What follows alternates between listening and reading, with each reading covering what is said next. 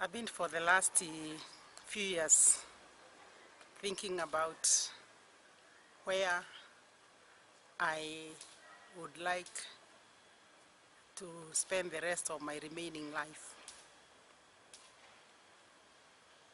I was born and brought up here in Kenya, and I grew up in a rural setting, not very far from the city of Nairobi, but I traveled for further studies outside the country to US and came back. And after I came back, I got a job teaching at the university. And then throughout the rest of the years of my life, I have had an opportunity to travel to many parts of this world. In fact, sometimes it's easier for you to ask me, where haven't you been in this world, than to ask me, where have you been in this world? And I'm proud to say that I have covered many parts of the Africa continent, the European countries, the Asian countries, both North American countries, Canada and US. And so the question is, where would I like to spend the rest of my life if I'm given a choice? This is a situation that is facing many people, and I'm noticing lots of African families have migrated to overseas countries. For years, we did not, as Kenyans, travel and settle elsewhere. But in the 80s and 90s, the political situation and areas where people were victimized and found themselves being refugees went seeking asylum in Europeans and American countries. And they settled in those countries, and they brought up their children, and even now many of them are grandparents living in those countries. And so the circumstances made them leave the country. Somehow the opportunities and the encouragement of the Australian government to bring or to encourage Africans who had good education and giving them residential status again opened the door to many of Africans' communities where, as we are talking right now, we have this first Kenyan woman who is a senator in Australia. It means that the doors has been opened to many of those people, and to an extent where they are feeling at home and settled there, because you cannot get such a position if you have one foot back home and one foot in Australia. Even countries like Europe, there are many Africans who had seek some political positions as a result of their settlement in those countries. So there's that question. Can I make those countries my home? I had to address so many issues as I think about that question. I have to address some good and the bad experiences that I have gone through or that I have seen other people go through. And also, I have to also look into what is it that I'm walking away from if I walk out of this country. After getting my education in America, that education exposed me to so many things. It was the first time I learned about people with special needs, people who are multiple handicapped and their needs. And that led me to, when I come back, to establish an organization as a founder that became way bigger than what I had anticipated. This is Maji Mazuri Children's Center that has seen thousands or many children with disability and children who are orphans find their place in the society and became successful, and many of them have become professional in careers. So when I was coming back after my education, that question I was asked by many people, you mean you're going back home? For real? Are you serious? After that good education, now you're going to waste your life in Africa? You'll not get a job. If you get a job, it's not going to pay you as much money that you get in this country. You know how political situation is at home. You know people in the village are going to depend on you so much, they are going to pull you down. You know how the family are so dependent. If you have a house in the city, they will come and settle there. You know, those are the countries that you cannot speak your mind. There's no democracy. You know the crime rate is very high. You know how the men behave, where men abandon their responsibilities and congregate together in drinking clubs, and you become fully responsible to your family. You know how little money they give you and how expensive that country is. You know, you cannot even travel at night the way you travel from here to another state or to another city at night on a highway. You know how the roads are, they are so bad. You know, it was you know. And I somehow was so determined that with hook or crook, I'm going home. I'm going home. Even if it means eating sukuma wiki, which means kale vegetables boiled or whatever, I'm going home. And sure, to their words, those were the experiences that I had to live with and I had to struggle with. They talked about corruption. Any office that you want, or most of the offices that you want the door open, somebody expects you to grease their hands.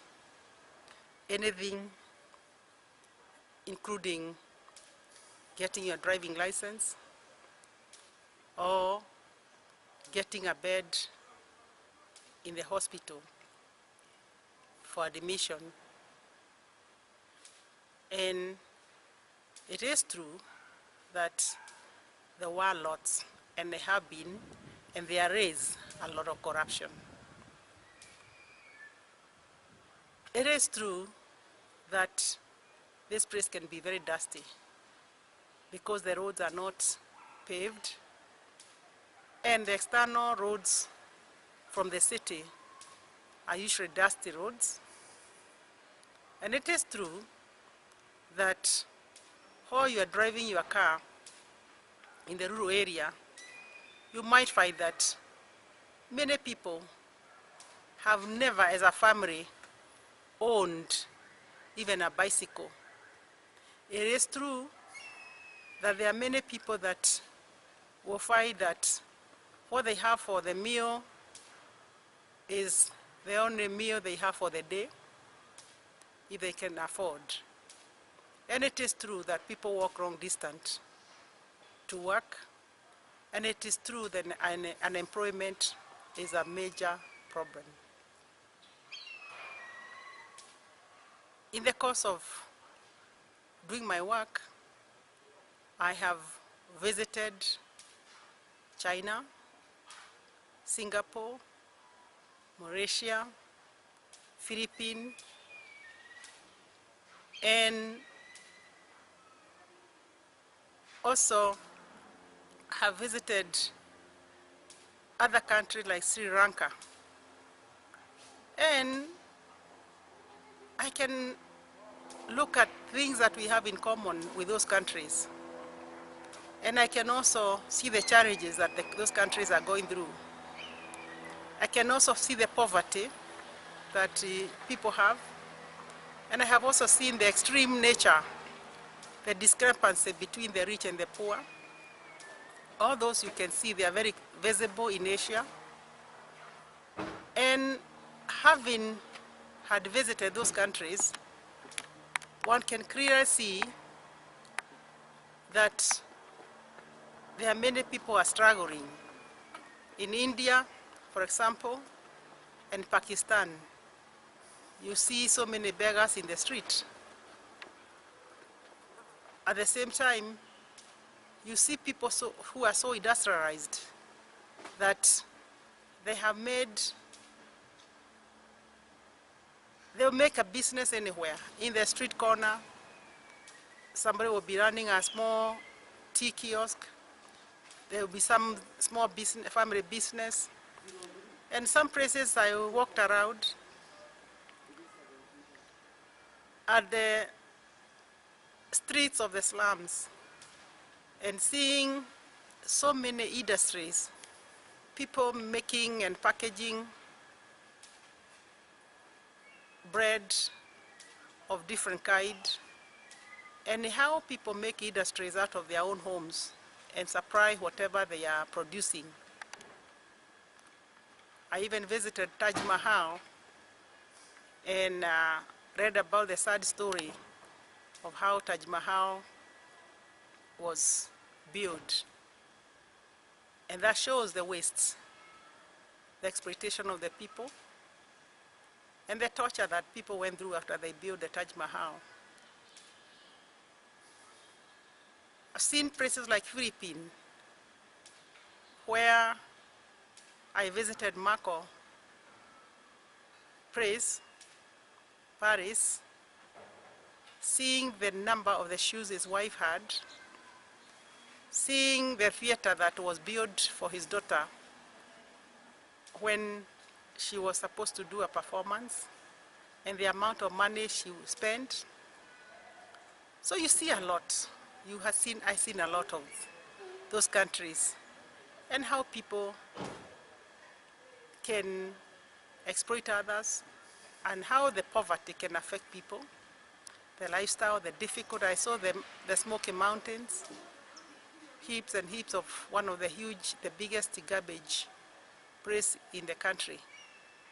So you see it all. You see these things everywhere.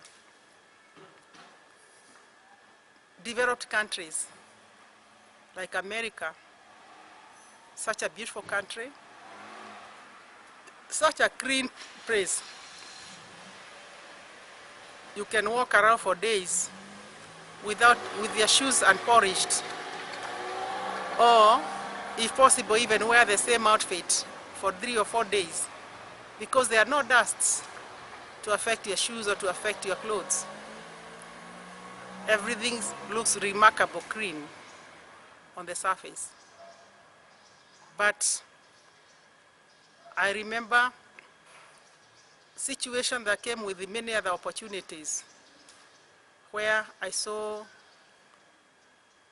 for the first time cases of depression related to isolation, loneliness,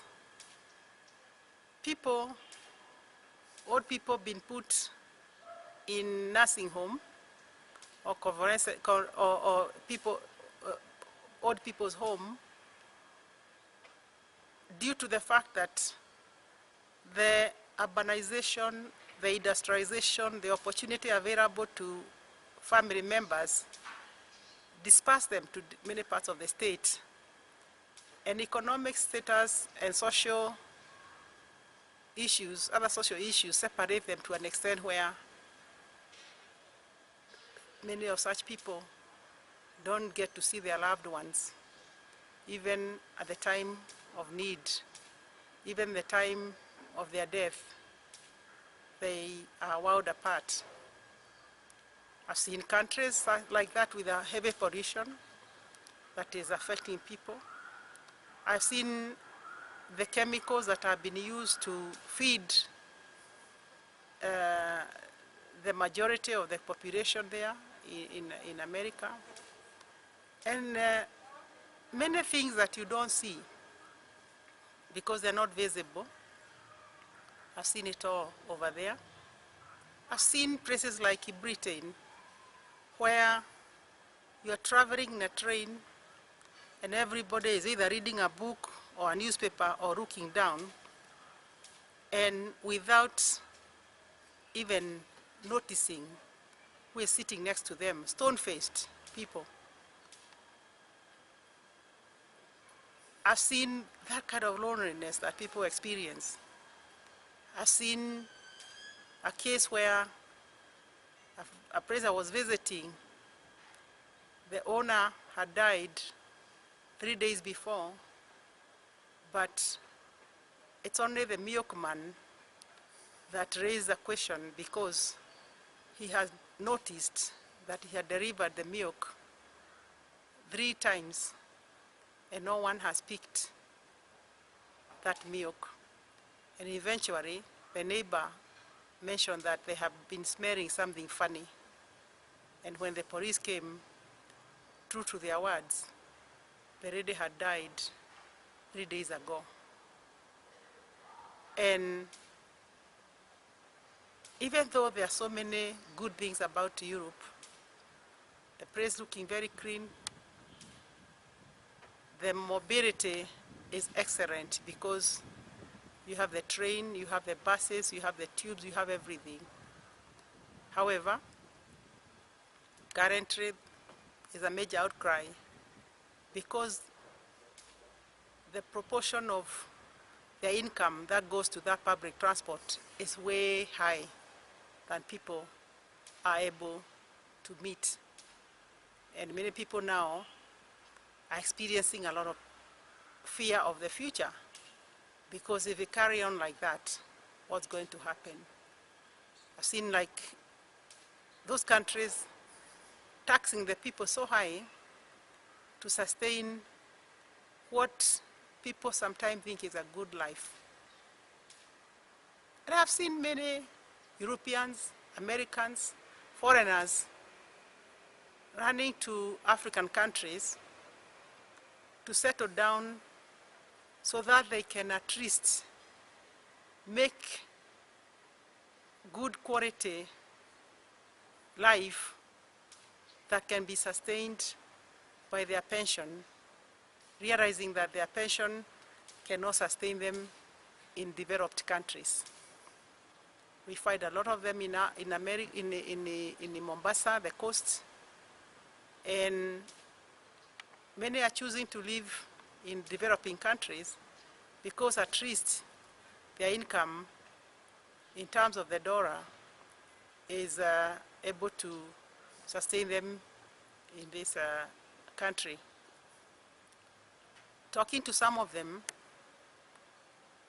wondering, how do you settle down in a developed country, and how do you go back and forth? And a few have told me, this is it. This is my life now. I have come here to live for the rest of my life. If my family come to see me, well and good. But with what I get, it can sustain my life here, but it's not the money, it's not the income I can use to travel back and forth to those overseas countries.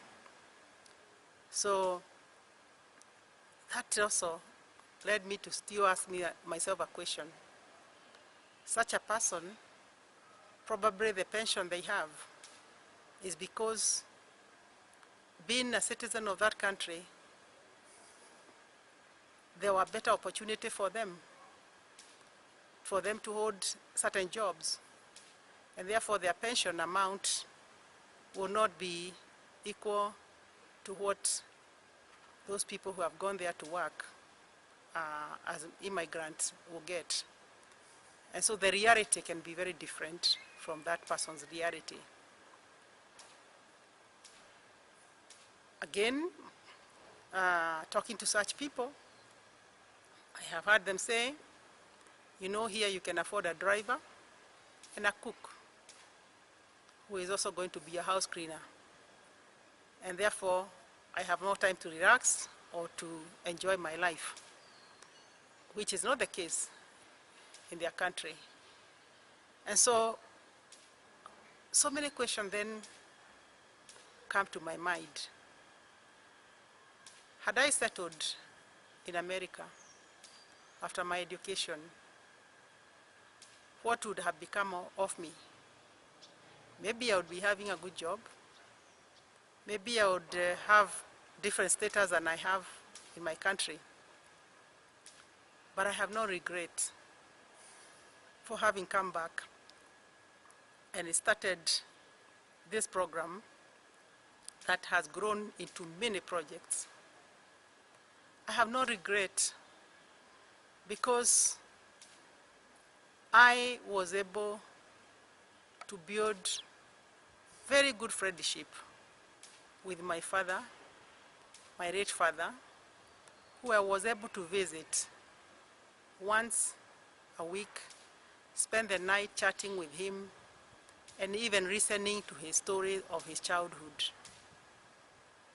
I have no regret because currently my mother, who is bedridden, at the age of 88, 89, I'm able to see her once a week and give her all the necessary support that I can give her at a time in life when she's bedridden.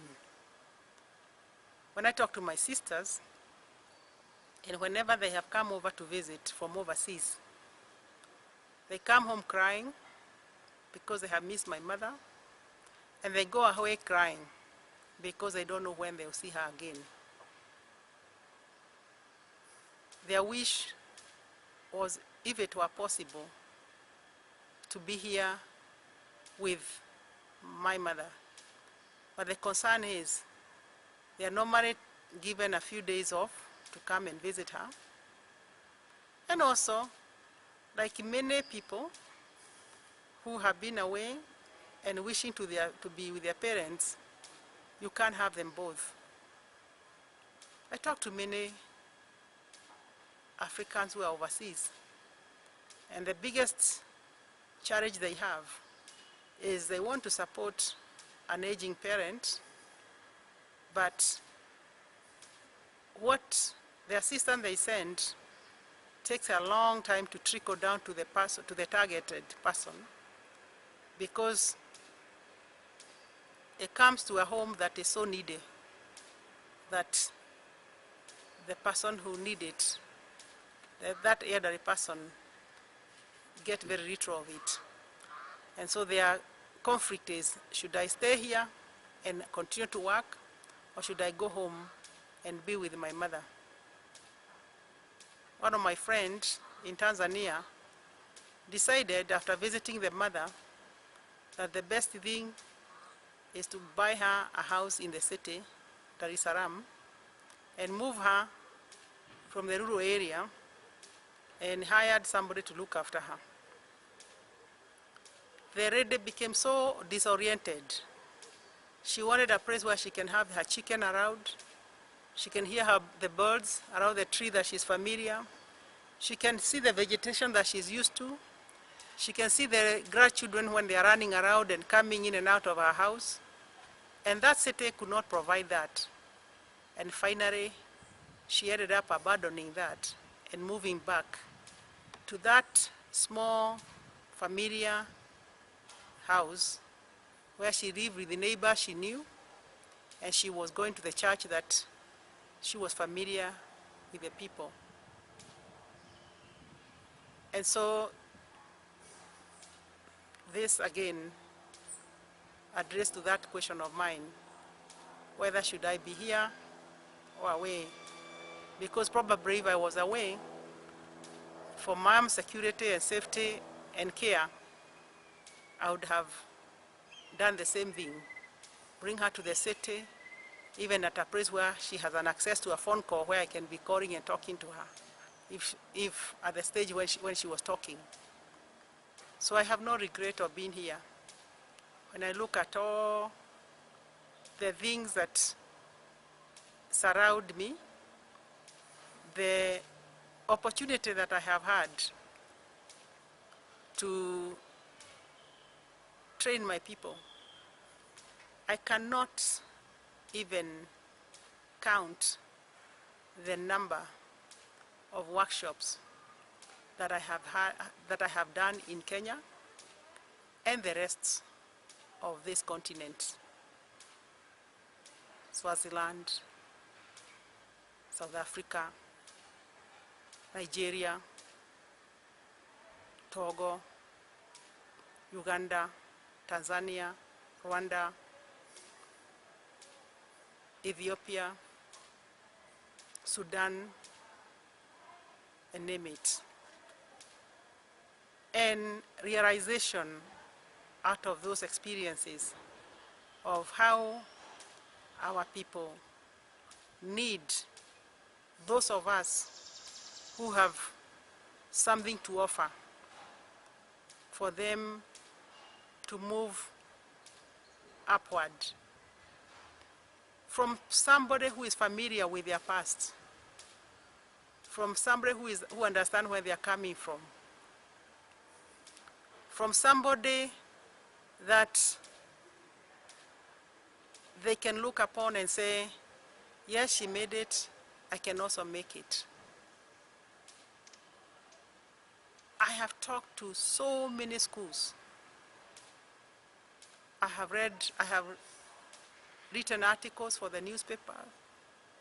I have done radio programs, I have done TV programs to create awareness on so many things, to encourage our people who have all along been made to believe that children with a disability are cursed, and helping them to turn their lives around and understand developmental psychology, the effect that, or the implication in the pregnancies and delivery process, and how it can affect the unborn child or the child during the birth process.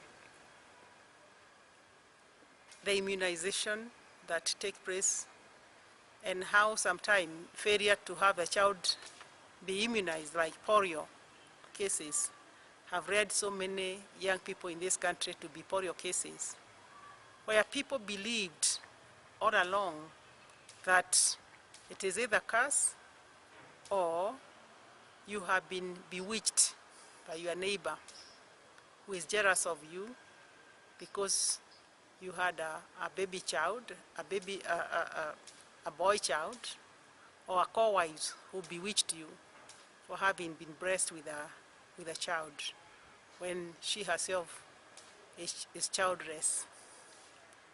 That shifting the mind of the people, making them understand the truth, has been a milestone. Again, working with the communities that believe that what the female child body is of no other value other than to send them into the street, sell their body to bring something home. Message that has been passed in generations that that's all you are born for. And helping those people to turn their lives around and giving them better opportunity to earn decent income. Schools where parents do not believe that other than paying school fees, you have any other role to play, because you send the child to the teacher to get education, and it is not your job to interrupt. Where the child is completely neglected in terms of the requirements for education or the support that they require or conducive environment for them to study. Cases where parents, teachers needed to understand that they form the triangle of education toward their child.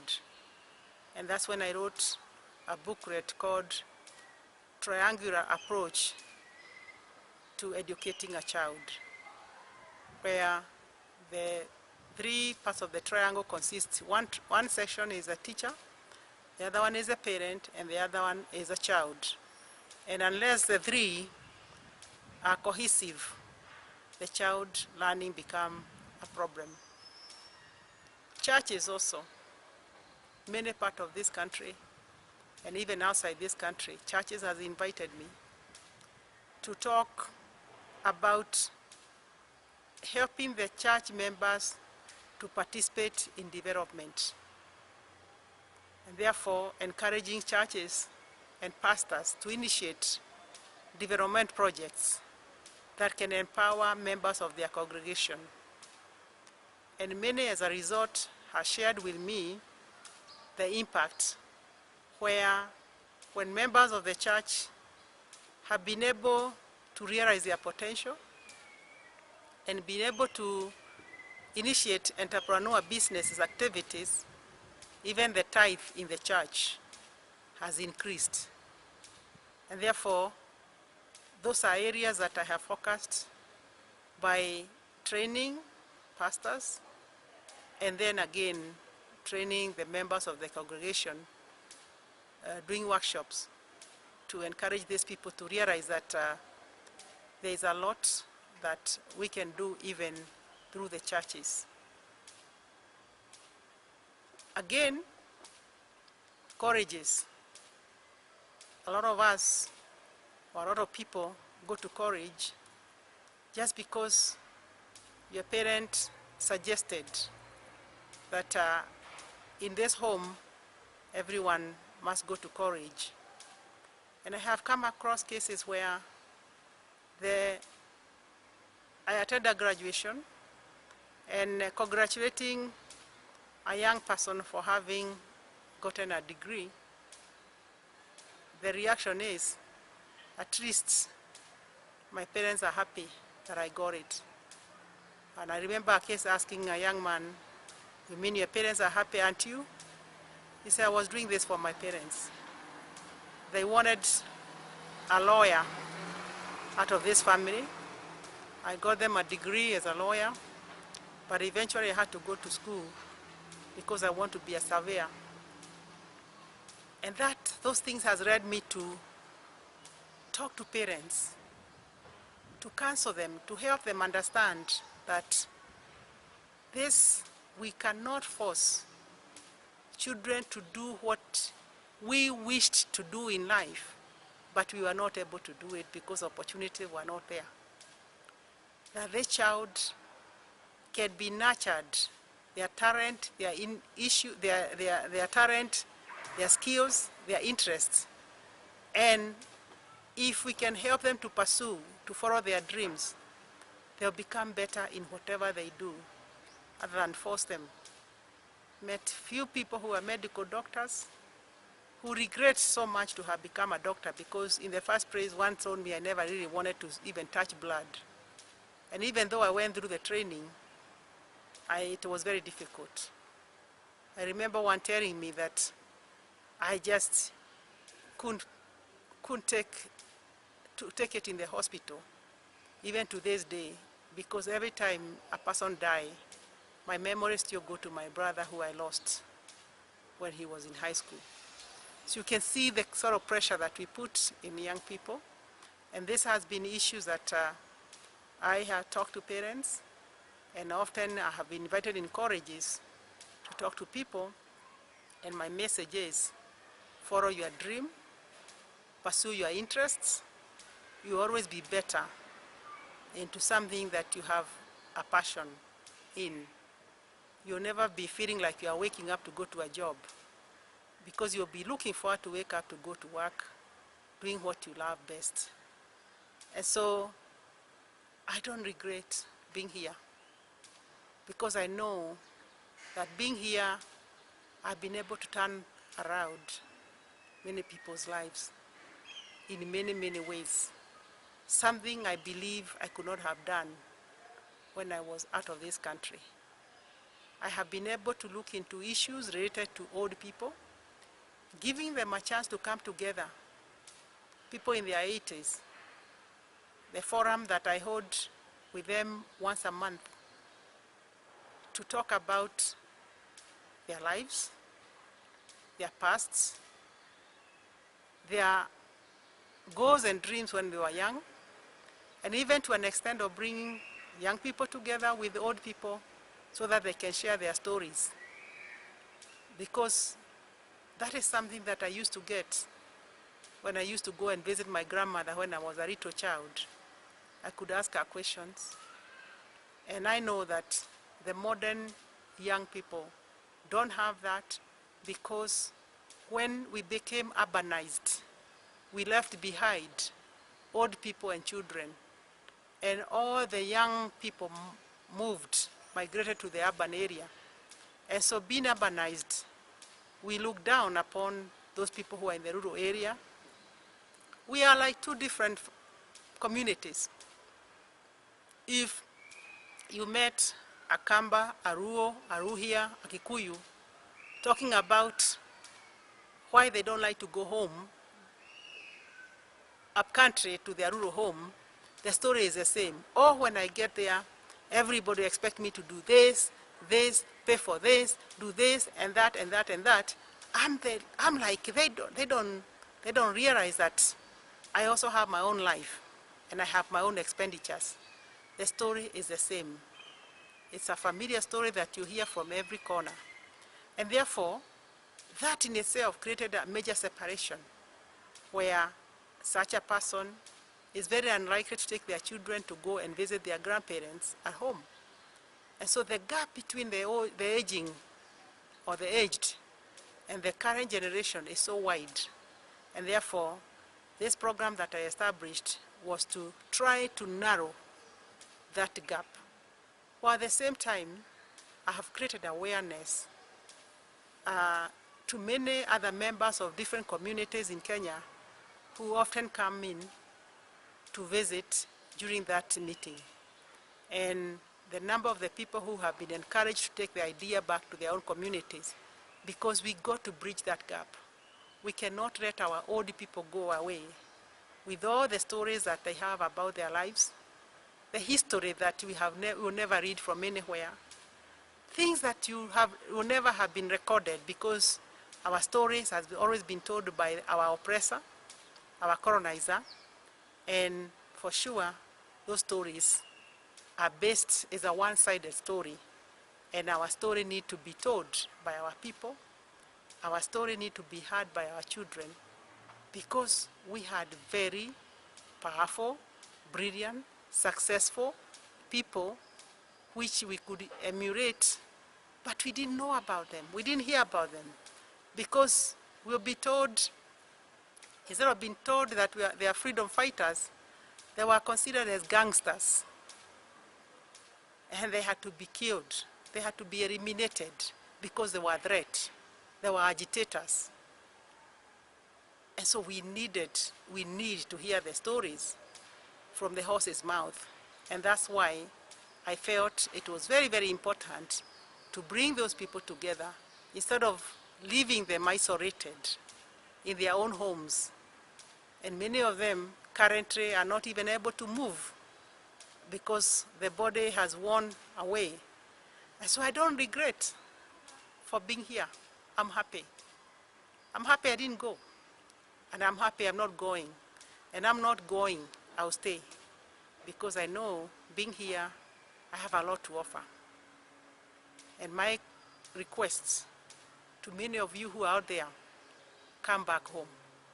Come back home because in our own little ways, in our own little corners, we'll make an impact, we'll make a difference.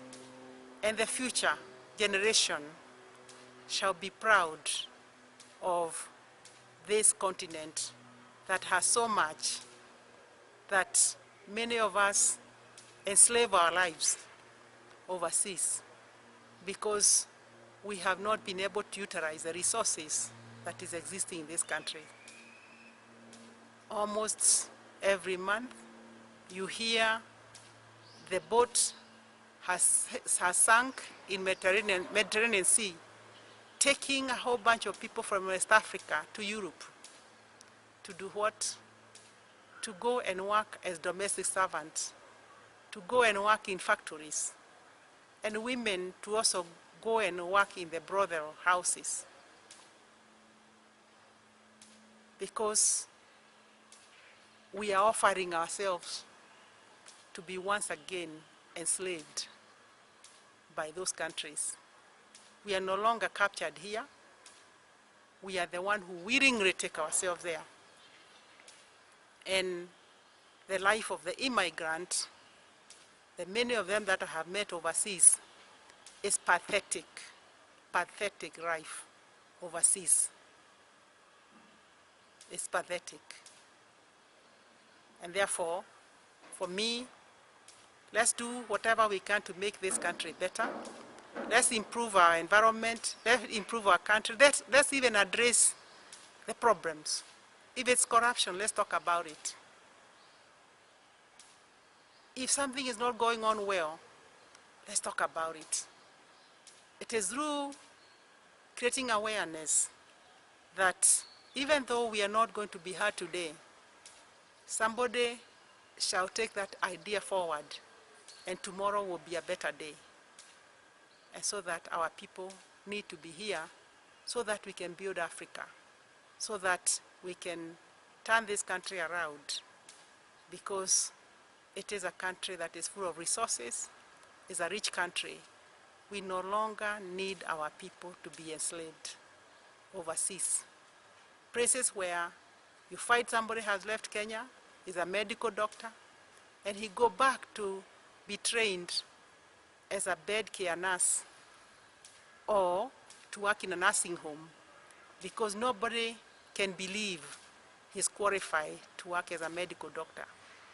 Engineers leaving this country for better opportunity end up working in a factory and never dare to say I was an engineer because no one will believe them, because they believe that their education is inferior. They had to come back here. There's a place here. We have to create a better country here. We have to encourage them to come back here. But also we have to do a lot of work here to make it better. But also they need to voice their voices. Give us the support as we voice our concern for the better of our children tomorrow.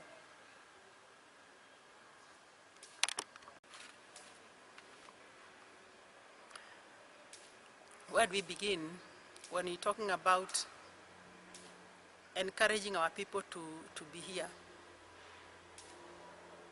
Often, you hear somebody telling you, oh, you know what? Saudi Arabia or Qatar, you can get a job that you'll be paid 20 or 25,000 shillings a month, and they'll house you, and you'll not have any expenditure because you'll be living there. It may be true, it has worked for many people, but I currently cannot count the number of people who have come back here in coffins. I cannot count the number of the people that their families here are appealing to our government to bring back their people because they have been enslaved. The kind of jobs that they are doing over there, the lifestyle they live in over there, their travel document has been taken away, and no one can trace from the person who initially took them in to work for, and currently no one can tell where they are. Is this what we are looking for? Is this what we want for our people? Those people, 25,000, 20,000 shillings cannot justify the need to sell ourselves that cheaply. It doesn't justify the need to do that. I know a man in my community who told us that when he got to those Middle East countries, he was castrated. The reason is because he was given a job to work in the family where he would have to even be washing the bodies of the female in that home. And he said to us, since this cannot be reversed, I'll take it as my fate and continue to work, because there's nothing else I can do. The man was never married, he never had children, and these cases of castration has been mentioned to so many corners. And for me, I was not told by a third party. The story was shared in my present. So many torture. The record, what we have in record, is just a drop in the ocean, because there are many undocumented cases. The outcry has become so much now that people are very scared to hear that you are sending your person to work in the Middle East. Again, we have many cases of people who have left this country and seeking asylum, and because they are seeking asylum in European countries and American countries, they have to work, they have to be paid at a table to work. And at a table means that you can do 18 hours a day job and be paid peanuts. And for how long, you don't know. For how long, you don't know. And a lot of this money often go to petition for your case, where you engage a lawyer. So you look at this and you wonder, is it really worth it? Is it worth it? The frustration I have seen faced by many young people overseas, experiencing that fear of being known that you are there,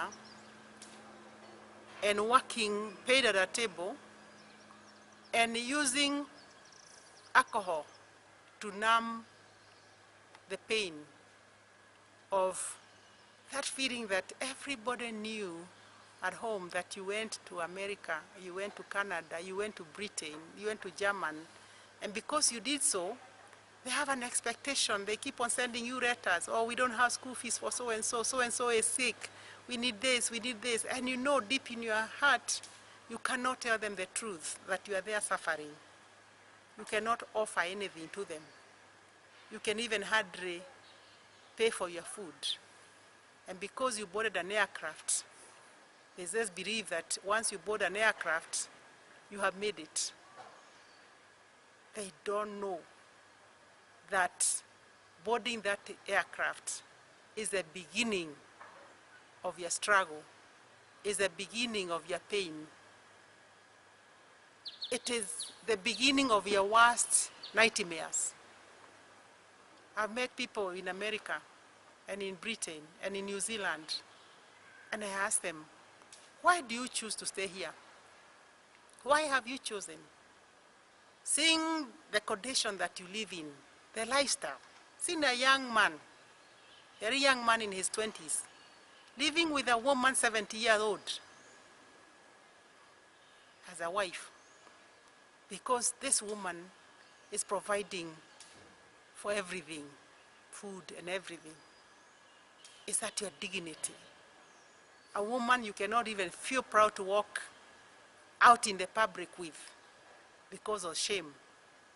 But the desperation has put our people to live in that condition. Seeing a woman, a Kenyan woman, living with an 85-year-old man at her 20s. And because of desperation and because of the hope, maybe you'll help me to cross the river. He'll help me to get the documents. And putting up with what you can never put up in life. Putting up with so much garbage just to survive. I've seen Africans consuming so much alcohol to numb that feelings, to numb that pain, to numb that experience. And this is not limited to only Kenyans. I have met people from every corner of Africa going to those countries, looking for those opportunities, and the story is the same. I've seen Kenyans who have left very good jobs here, a job with the status, though paying very little, and going for a job, working in a factory, because they'll be paid 3 or 4 times the amount. But what we don't do very well is the calculation of what you receive and what your expenses are like. Plus the fact that since you are not visible by the people at home, those people believe that you have made it, you have everything, and make you feel guilty if you fail to send them the regular pay check that you send every month back home to sustain your families back home. You meet all the emergency. I've seen that cases when somebody gets sick and they're admitted to the hospital, the first thing is, oh, I'm trying to call so-and-so. Because you're in America, or you're in Canada, or you're in Britain, or you're in Australia. You're the first person to be called, to be told that the hospital bill is going to be, or be expected to pay that hospital bill. And you can't tell them, you know what, my situation is so bad. I've met people who in an attempt to look for status, ended up with a woman they could have never even sat in the same room. And I remember so many cases of this woman who find this energetic African man who they will marry for status, or the man will be hiding that he's marrying her because of love. And the first thing she wants is to have a child. And the next thing is that she wants to leave and she demands the child support. And this man, every penny he earns is taken away for child support. 3 years ago, a Kenyan woman approached me here in Nairobi and she said, you have been to America, can you help me to bring my son back? Because my son, when he left here, he was an accountant in the bank. And he went to America and he got married to a white lady and they had 2 children. But as soon as they had those 2 children, The mother-in-law and the wife gang together to kick him out of the house. And now he was made to be paying for that house and to be paying for those two children. And the wife stayed at home. And then in the process, when we quit the job, he now works in a factory, paid almost peanuts, because he is paid under the table. And that is a common story with the many Africans.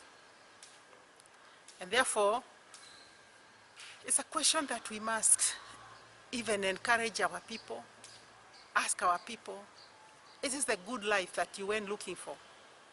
Is this a success of your life? When shall you come out of that and be yourself? When shall you realize who you are? Because in these circumstances, you are hiding 10 years, 15 years out of your life when you're hiding. And when they finally get that green card, it's just a useless paper at the end of the day. When they finally thought they got what they want, it's too late to make anything out of it. Waiting for 10 years, once you get it, what is it going to do for you? And that wasted time, what could you have done with your time, given the opportunity that you could have had at home?